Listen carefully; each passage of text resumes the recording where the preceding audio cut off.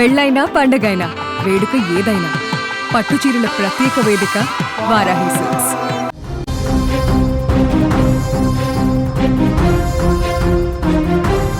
నిన్నటిదాకా ఆకాశం నుంచి బాంబుల వర్షం కురుస్తుందేమోనన్న భయం, ఏ క్షణాన ఎటువైపు నుంచి మృత్యువు దూసుకొస్తుందనన్న వణుకు. కానీ ఇప్పుడు ఆ చీకటి ఆకాశంలో బాణసంచా వెలుగులు కనిపిస్తున్నాయి. సైరన్ల మోతతో దద్దరిల్లిన వీధుల్లో ఇప్పుడు సంబరాలు అంబరాన్ని అంటుతున్నాయి.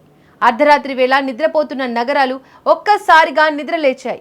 ఇరాన్ రాజధాని టెహ్రాన్తో పాటు దేశంలోని ప్రధాన నగరాలన్నింటిలో లక్షలాది మంది ప్రజలు రోడ్ల మీదకు పోటెత్తారు. కారణం ప్రాణాలు దక్కాయన్న ఆనందం కాదు, అగ్రరాజ్యం అమెరికాను ఎదిరించి తమ దేశం విజయం సాధించిందన్న గర్వం. అవును, ఈ సీజ్ ఫైర్ ను ఇరాన్ ప్రజలు తమ దేశ చారిత్రక విజయంగా సెలబ్రేట్ చేసుకుంటున్నారు. ఆ సంబరాల వెనుక ఎంత పెయిన్ ఉందో, మరింత ఆత్మగౌరవం ఉందో అర్థమవుతోంది. రేపు ఉదయం తన బిడ్డ మీద క్షిపణి పడదు అని తెలిసిన ఒక తల్లి కళ్ళల్లో ఆనందం అది. ప్రపంచంలోనే అత్యంత శక్తివంతమైన దేశం తమ పీకల మీద కత్తి పెట్టినా తమ నాయకుడు, తమ సైన్యం ఏమాత్రం తల వంచకుండా ధైర్యంగా నిలబడ్డారన్న ఒక పౌరుడి గర్వం అది. డొనాల్డ్ ట్రంప్ విధించిన గడువు ముగియక ముందే కాల్పుల విరమణ ఒప్పందానికి అమెరికా దిగి రావడాన్ని ఇరాన్ ప్రజలు తమ విక్టరీగా భావిస్తున్నారు. ఆయుధ బలంలో అమెరికా ముందు తాము తక్కువే కావచ్చు, కానీ ఆత్మస్థైర్యంలో తాము ఎవరికి తీసిపోమని ఇరాన్ ఈ అర్ధరాత్రి సంబరాలతో ప్రపంచానికి చాటి చెబుతోంది.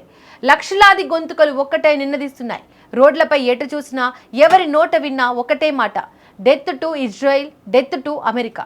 ఈ నినాదాలతో ఇరాన్ వీధులు దద్దరిల్లుతున్నాయి. ఈ స్లోగన్స్ వెనుక ఉన్నది కేవలం శత్రుత్వం మాత్రమే కాదు, ఇన్నాళ్లు తమ దేశంపై పడుతున్న ఆంక్షలు, తమను అణగదొక్కాలని చూసిన అగ్రరాజ్యాల అహంకారంపై ఇరాన్ ప్రజలు చూపిస్తున్న తిరుగుబాటు.